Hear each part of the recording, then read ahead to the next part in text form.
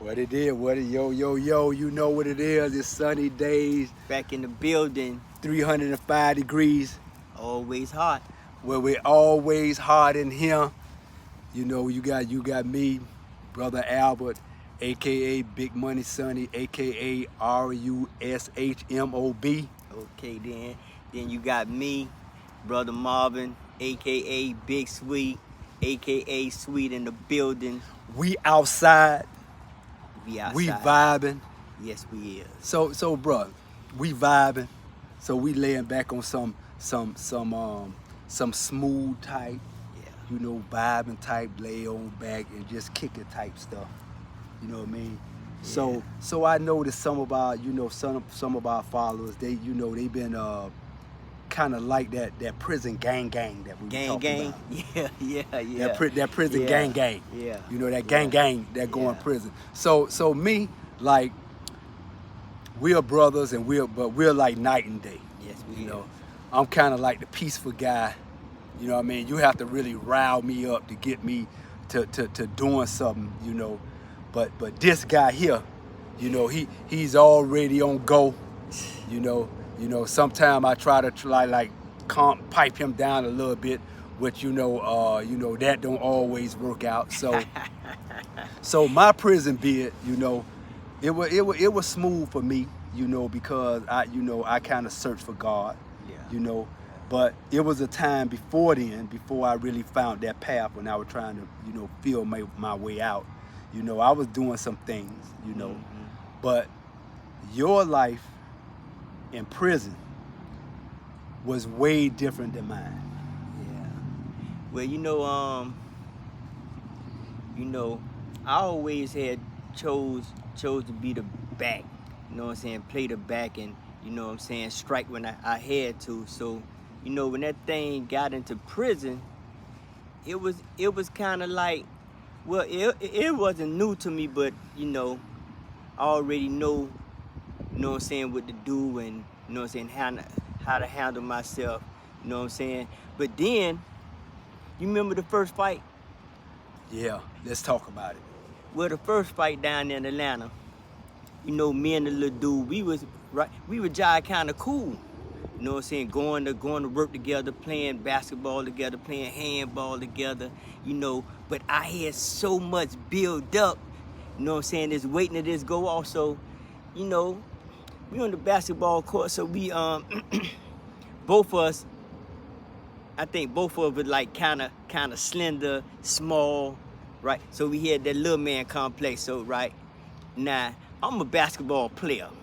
True.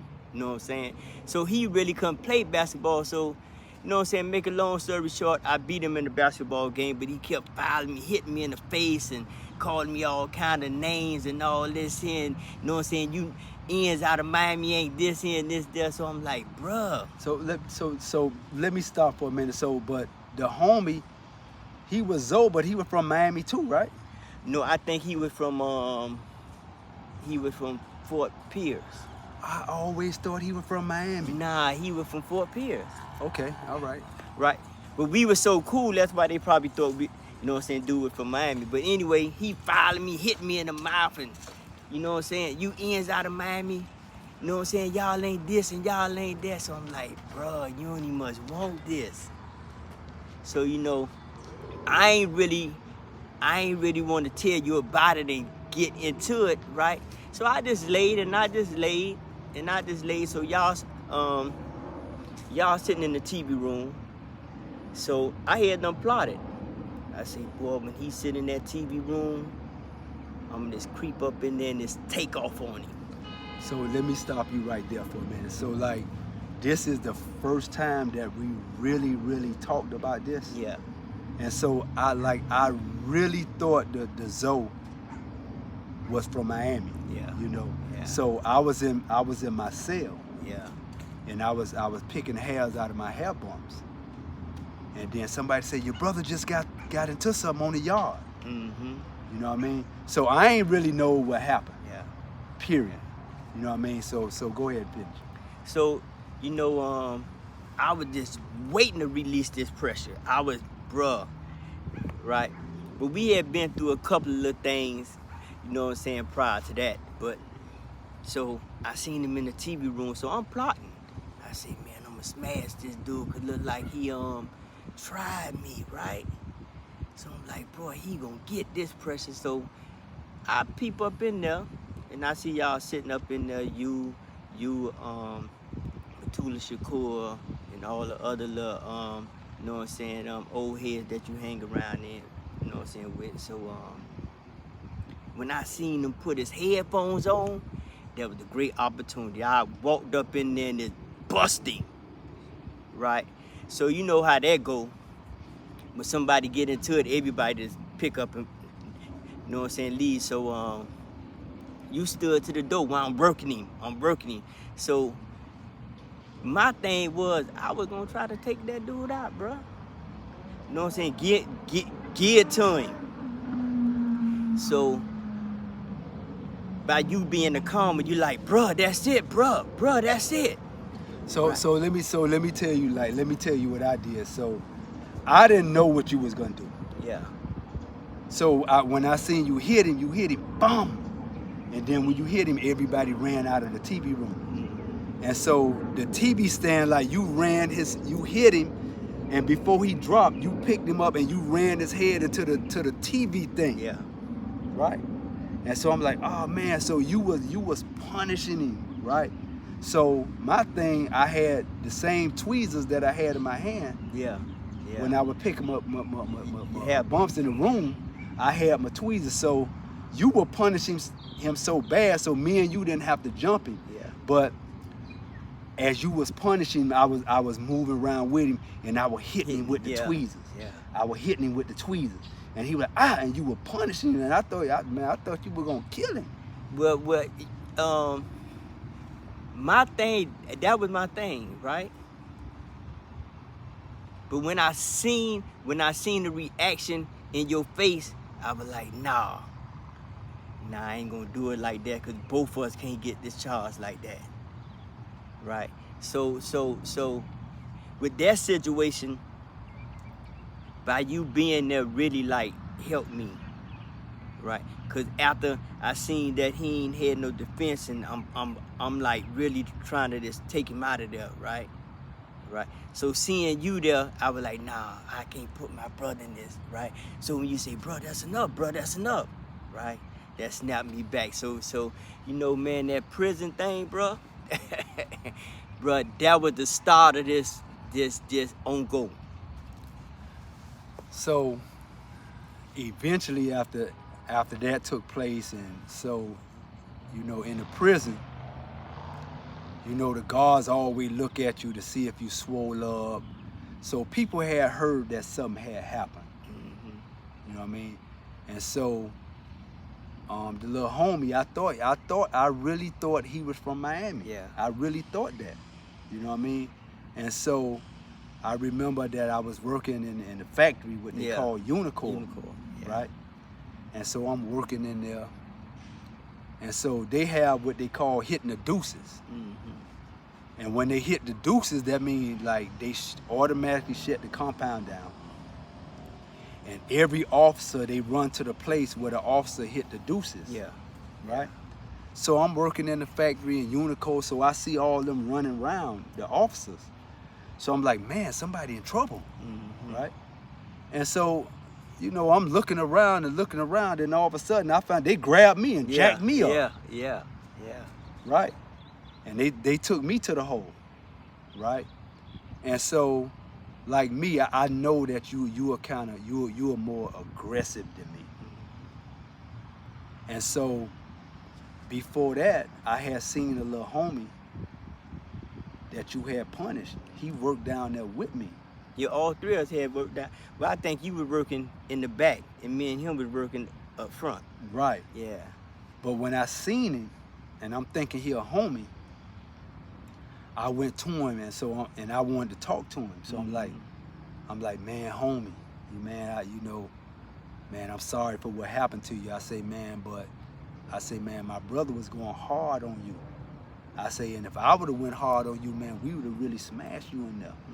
And so I really came to him in peace, and I came to him in love, right? And so like he swung on me. Yeah. bruh, he knocked my glasses. He hit me. I don't know how hard he hit me. Yeah. He ain't knocked me out, but he knocked my glasses off. But I was really trying to make peace with him, you know.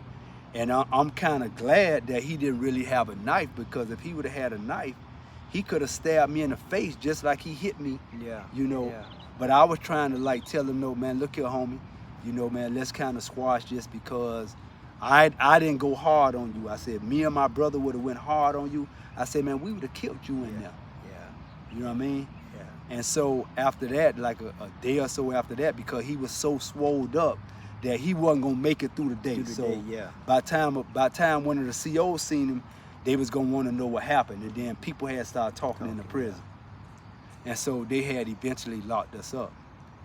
And so me and you was in the cell, you know, and then like, you know, my whole existence, man, like I would just think about you, man, because I always felt like I was the one that had got you jammed up. And so they had, one of the COs had fixed it where me and you could be in a cell together in solitary confinement. And so maybe for like 4 or 5 days, I wouldn't even talk to you. I didn't even say nothing to you, right? And then you were like, bro, you ain't gonna say nothing to me? And then I had got emotional. I said, man, I told you, man, to calm down, because you had wanted the you know, I guess you said like the anger that built up in you. You really wanted to express your anger, you know, and I was really the one. I remember one time we was at the basketball game, you know, and one of our homies named Hollywood. So we were watching the basketball game. And so at the basketball game, you know, you had Gilliard and a lot of dudes that were referees from other places, but a lot of people used to disrespect the refs. Yeah. And so the refs in the game, they used to carry knives on them, you know. And so one of the dudes that repped the game, he was kind of from New York. And you know, them New York dudes, they carry like razor blades in their mouth. Yeah. Right? So you had jumped up, damn nigga, why you calling the game like that, pussy ass nigga? But you were kind of screaming on the ref, right? So the dude Hollywood, he was telling you, nah, sweet, say what you want to say to them niggas, man. Say what you want to say to them niggas. So Hollywood, he had been down a long time too. He, you know, he put in that work too. Yeah.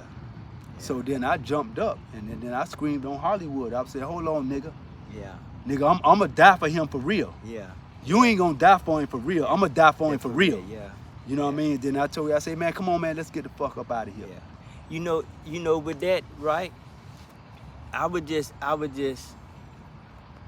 mad as hell, man.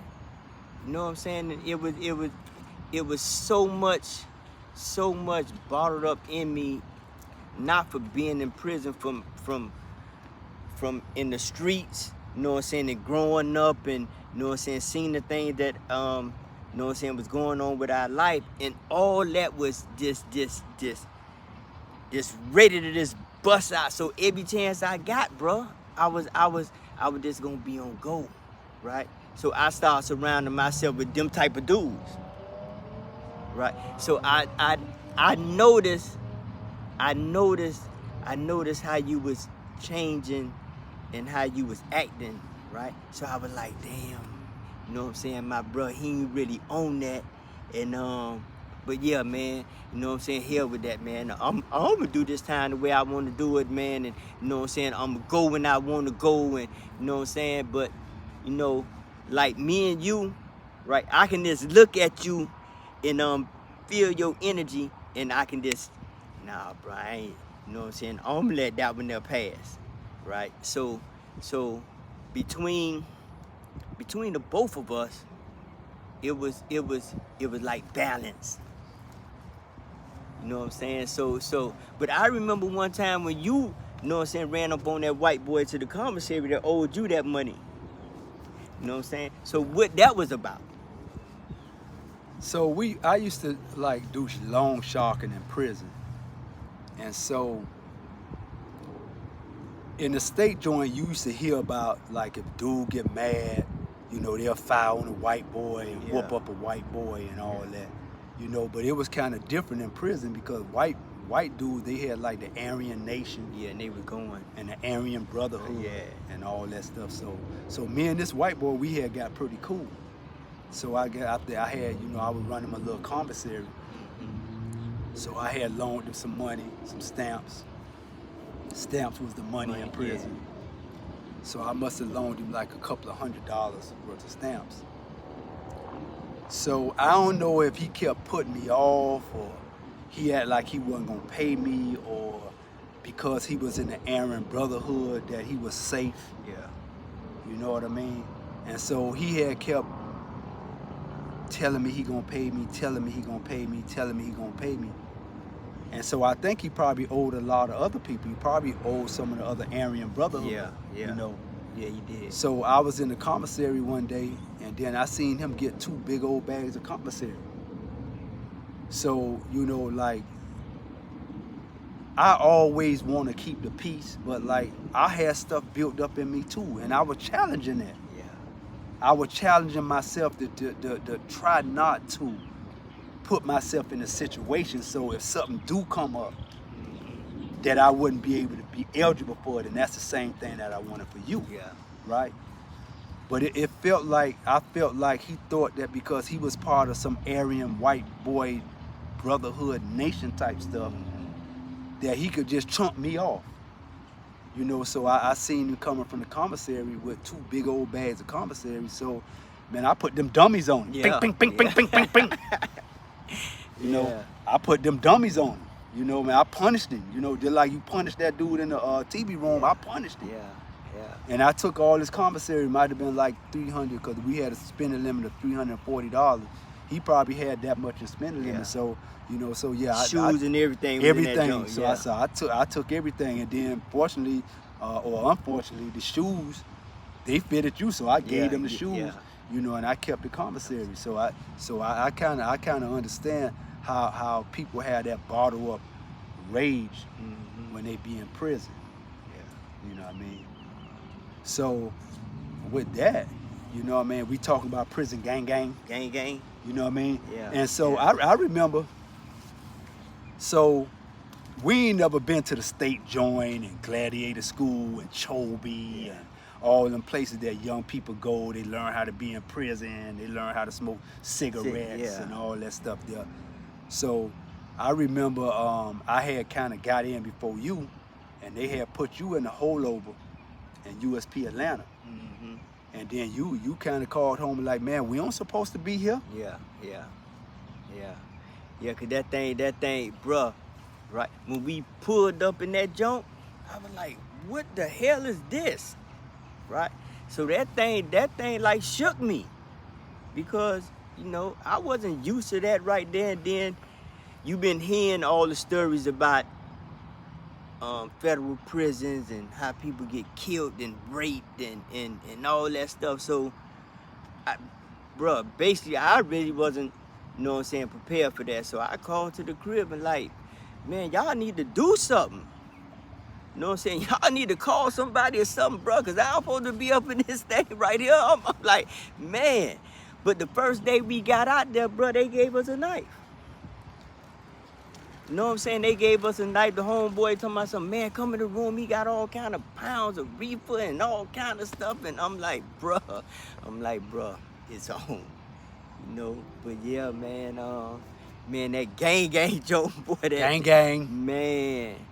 Man, listen, man. I remember we was in Yazoo, Mississippi. We had just opened it up. Hurricane Katrina came. Right, so they had just took me out of Beaumont. Right, USP Beaumont, So Bloody what- Beaumont. So what was Beaumont like? Bloody Beaumont. Bloody Beaumont, right? But this would happen.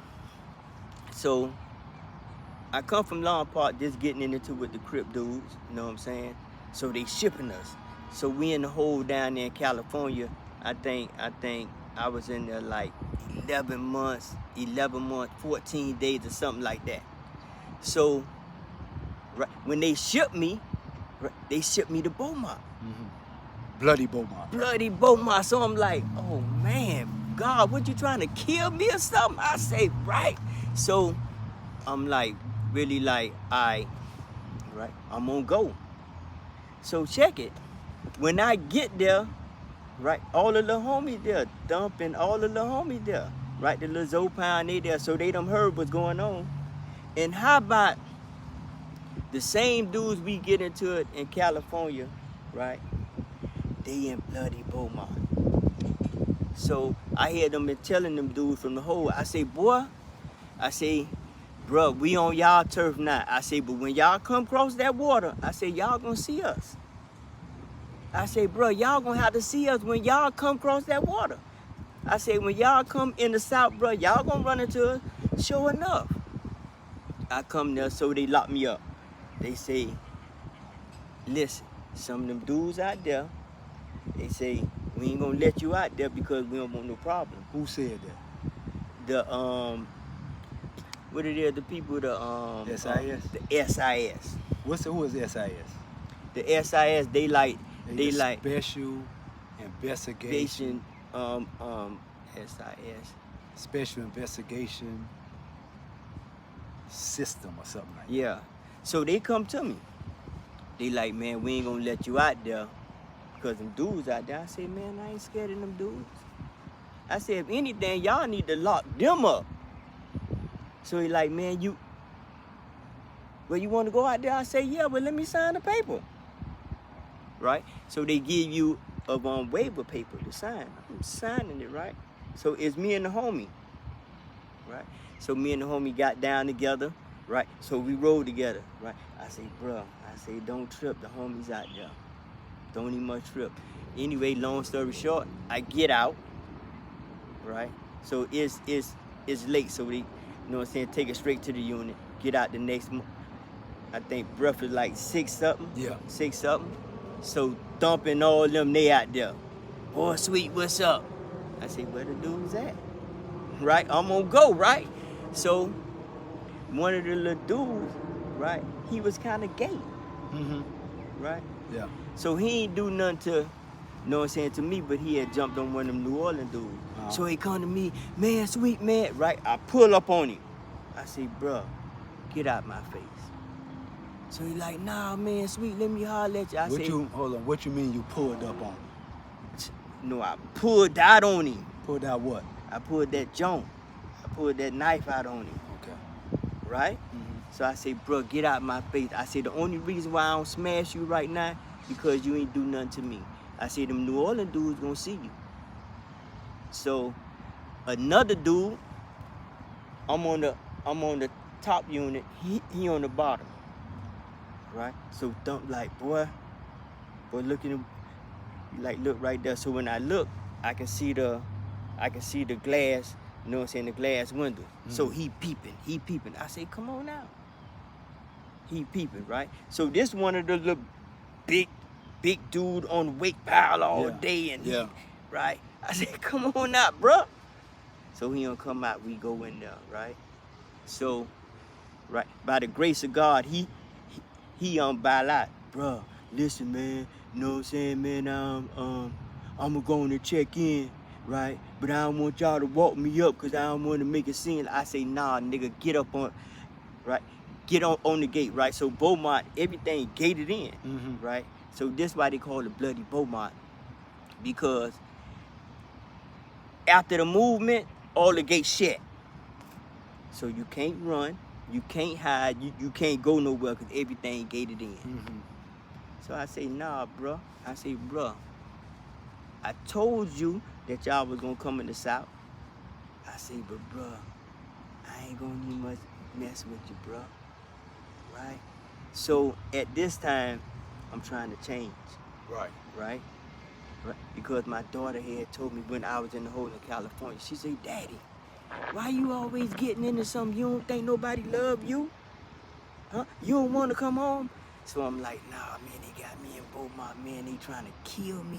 They trying to make me kill something, just lock me in prison. So, bruh, I spared him, right? So now, the DC dudes had a little whatever they got going on, killed one of their little homies, woo-woo, we on lockdown, and they come to me, they say, Mr. Campbell, we got a new prison, you know what I'm saying, just coming up. I say, where's that? Well, it's closer to you, but it ain't home. It's the FCI. Yeah, I'm gone. But it was a high FCI, Yeah. right? So the high FCI is one step from a penitentiary, Yeah. right? So we opened it up, you know what I'm saying? Bunch of homies there. A bunch of homies came from Miami there. So, right, we got the compound on smash, you know what I'm saying? It's like 40 of us in the whole compound, so we eating how we want to eat and all that. That long story short, we get into it with the Mexicans. Mexican gets a blast.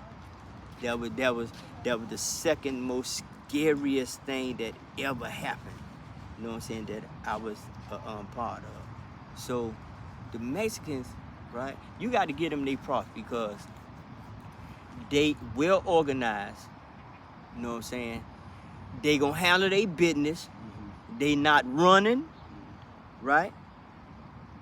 And every time that order come down, they gonna go. So now, right? It's all blacks against the Mexicans, but they outnumbered. You know what I'm saying? But they ain't backing down. So you know, it was another situation where, man, I ain't trying to stay in prison, man, but I don't want to get killed, right? So they putting in work, Mm-hmm. right? Yeah. And I think it's like 40 but they working. Mm-hmm. So They pushing that knife. they pushing that knife, bro. Right? Not backing down from nothing, and they outnumbered. So we in the middle of the compound, right? Brand new prison just built, just open, and bruh, it went in, just like that. So you know, man, you know that's why I always say, man, you know, I don't agree with gangs and that gang life, but I have to give props to the Mexicans, man, because they don't move off of emotions. You know what I'm saying? You actually got to owe them or violate them or just in a way. You know what I'm saying? So yeah, bro, that gang life, bruh. So we talking about that gang part 2, gang part 2. So let me say this to you. So when I was in prison, it was a dude that came. He said, "Hey man, your brother up there pushing that knife." He said, "Your brother is the shot caller from the South." You know what I mean? So I was kind of like, I wasn't shocked, but I didn't know how far you were carrying it. But I know that I wasn't in your midst no more. Yeah. And I was kind of like holding you down a little bit as long as we together. So how did the shot caller from the South thing come up?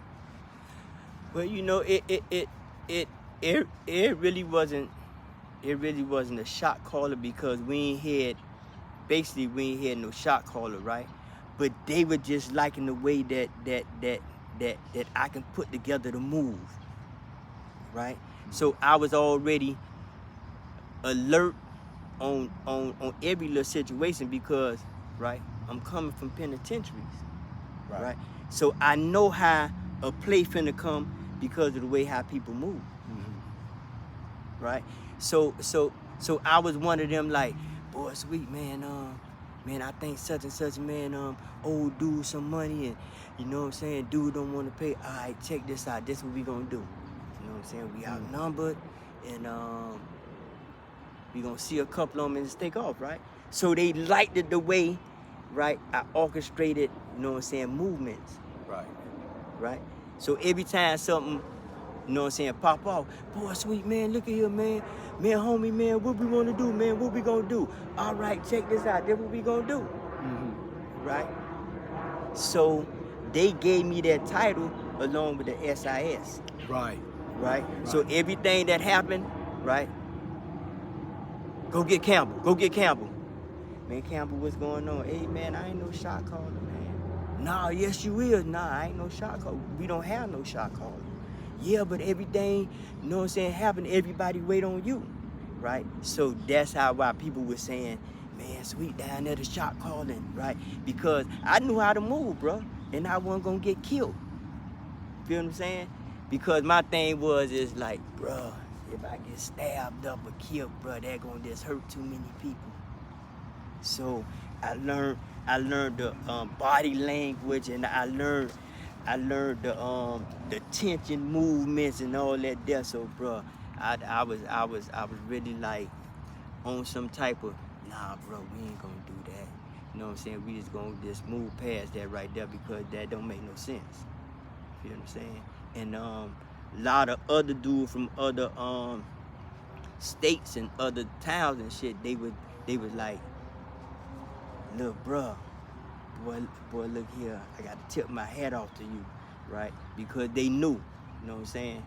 So I had them really like, you know, I'm a quiet dude too, right? So I played the quiet role. And I just laid back, yeah, boy, let's go play some handball, boy, all right, boy. You know what I'm saying? And the little soldier just standing around, right? So they peeped that. So he's like, damn, who this little dude is? And this little dude look, right? Yeah, but that dude gonna be about his business because it wasn't that I had a big S on my chest, but I was scared. Right. You feel what I'm saying? Defending yourself. Yeah, I was scared, bro. So yeah, man, you know, man, that was a beast. Yeah, no, they had came and told me that. So while I wasn't really into it like that, but I would get into it. I remember in Atlanta, it was two like older dudes. You know, they probably had been down like 20 years, but they were friends. You know what I mean? And so they had a dispute. I don't know what the dispute was, but I was in a unit, or I was on the yard one day, and one of them walked up to the other one. He said, yo, Art, what's up? He said, hey man, you know how we gotta handle this, man. You know how this got to go. He said, man, how you wanna handle it? He said, you wanna handle it like this? And he pulled out two knives. And he handed one of the dudes the knife. And he said, how you wanna do it? He said, you wanna do it with the knife play or you wanna do it with the hands? And when I seen that, I was like, oh man, where they got me at, man? Yeah. You know, yeah. I ain't on that type of time. Yeah. You know what I mean? Yeah. You know what I mean? So yo, this is just Prison Gang Part 2. You know, it's so much more we got to go. We just want to share and want to let you know, like, prison life ain't a place that you want to be. Period. You know, this sunny days, 305 degrees. This brother Albert, aka Big Money Sonny, aka RUSH, and I got my co-host, Brother Marvin, aka Big Sweet, aka Sweet in the building. Peace.